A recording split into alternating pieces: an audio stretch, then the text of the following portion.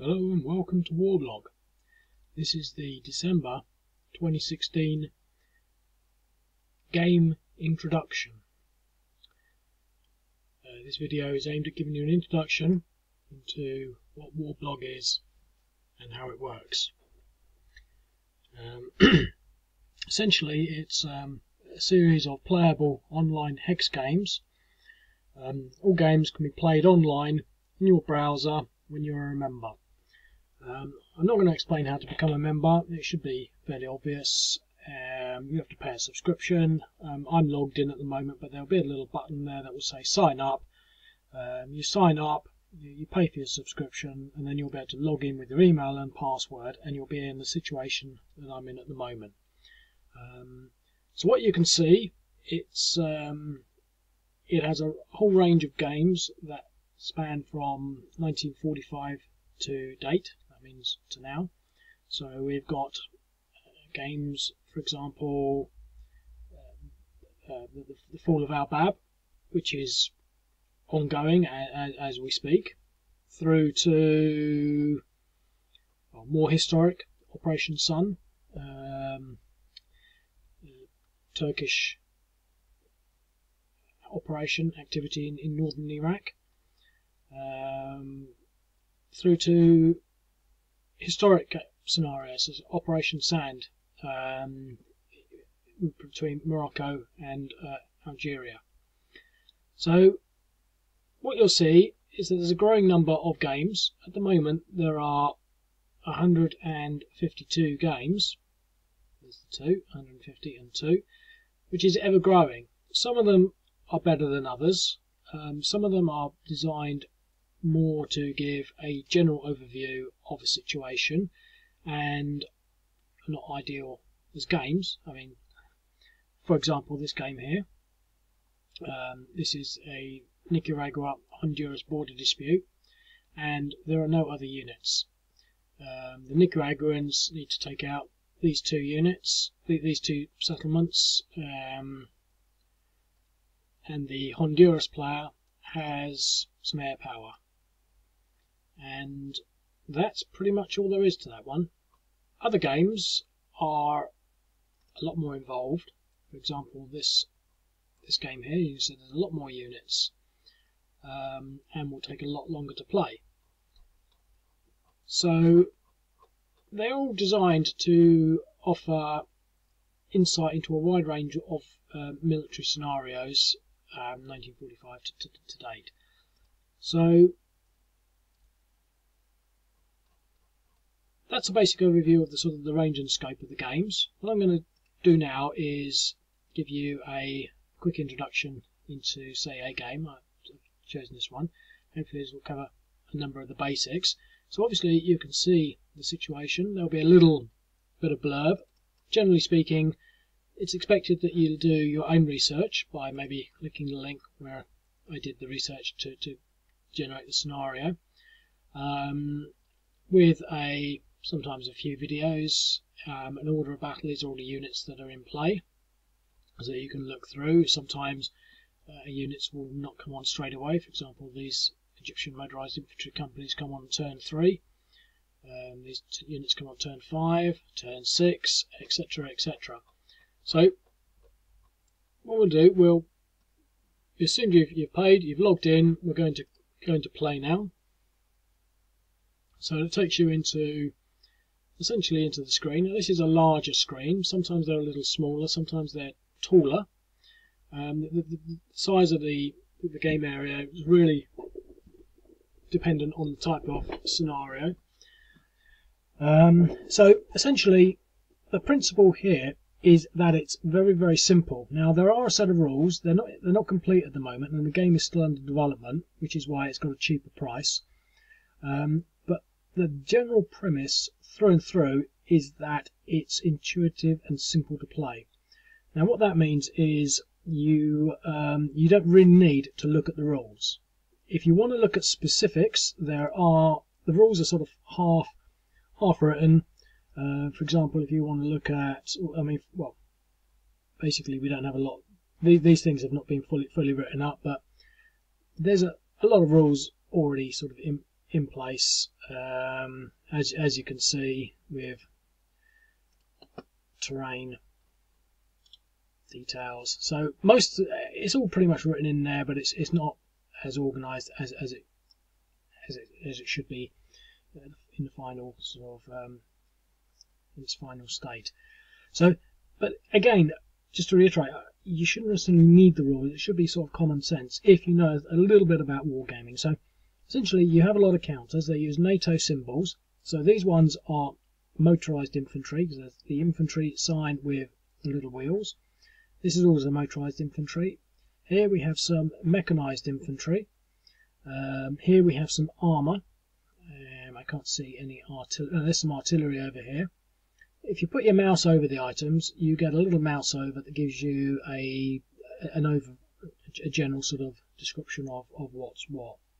So essentially, I mean, after having read the scenarios, the sort of details, done your own research, you'll know what the objectives are. In this case, there's a border dispute between Morocco and Algeria, during which Morocco essentially needs to cross over the border and take out these two objectives. So the objectives will be in a particular colour.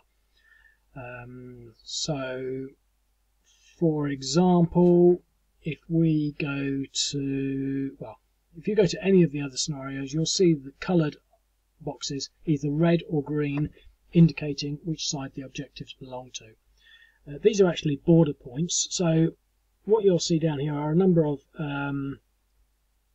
details that appear on the bottom. For example, if I click on this stack here, we should get the contents of that stack and the hex that they're in. So we can see that they're in a built-up urban area, and there's 1, 2, 3, 4, 5 motorized infantry units.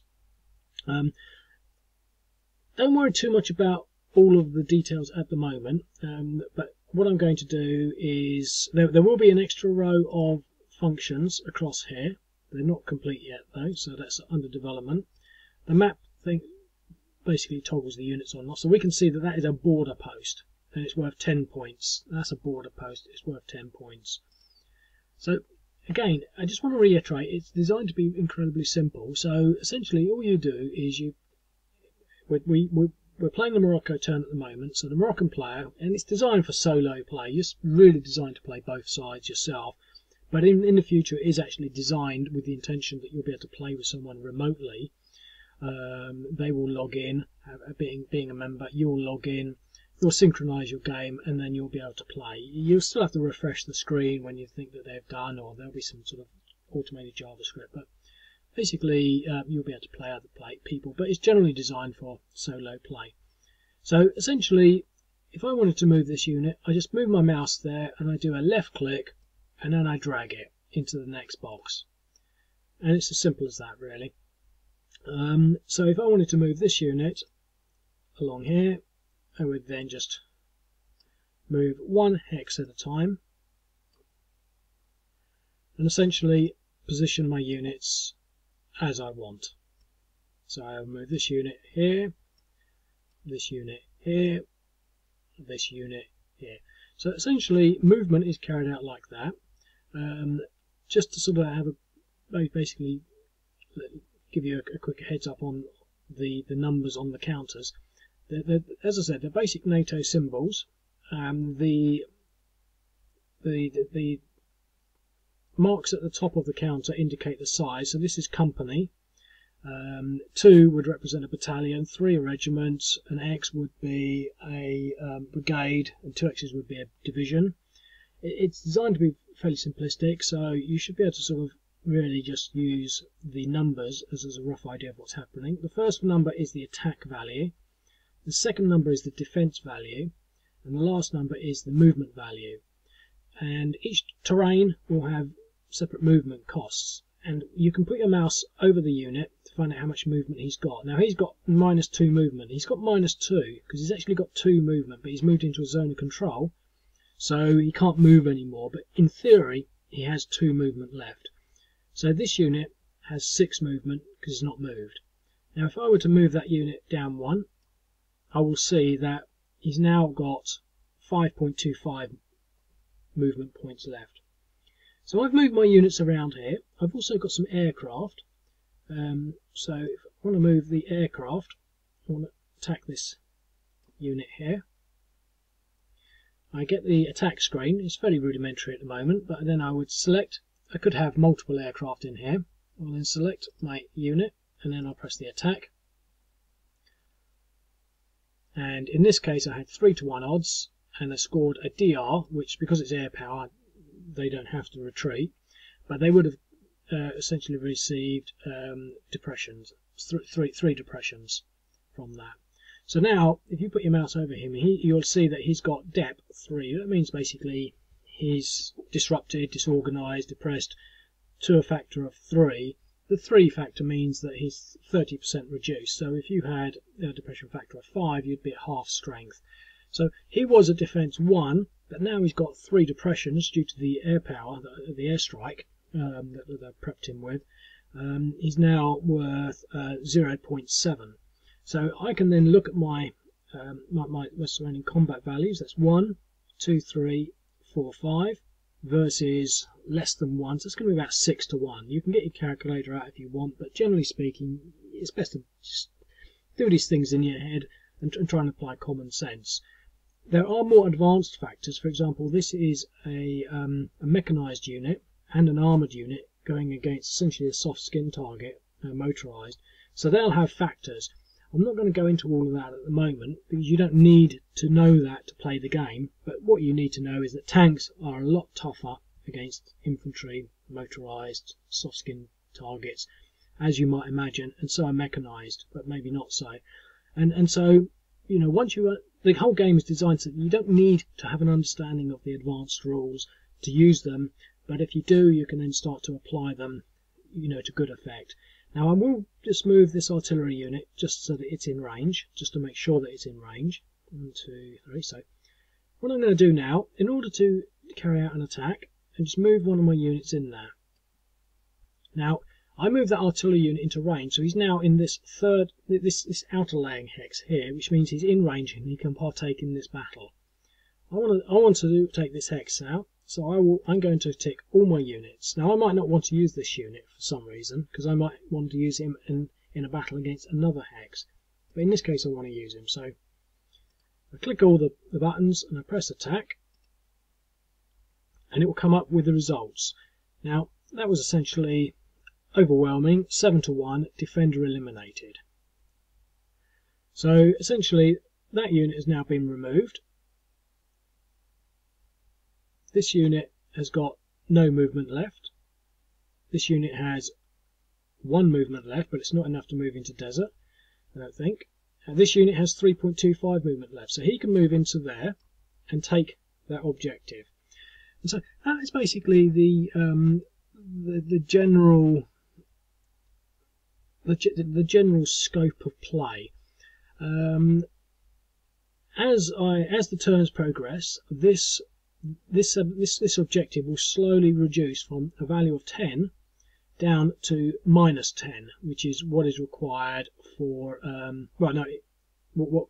basically it's a value of 10. I need to turn this to green by sitting in there with the units. Now he's worth one point, so every turn this will be modified by 1. If I were to move all of these units in there, that would be a total of 5. If I put him in 7, so I'd be able to take this objective a lot faster by having a lot more troops in there. To change the turn, I just end the turn, and then it would be the other player's turn, which in this case is the Algerian turn, and then I can move his units accordingly. So that's a general overview of the game.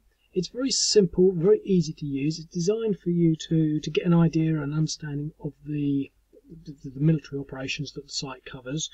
The game's not necessarily competitive, and not necessarily intricately accurate with regards to belligerent lists. It's really a simplistic way of giving you a very broad overview of quite an interesting discipline, interesting subject. And so if you want to play that, you just sign up, and you'll get access to all the games for a whole year for the sign-up rate, currently €15. And have a blast. See you later, mate.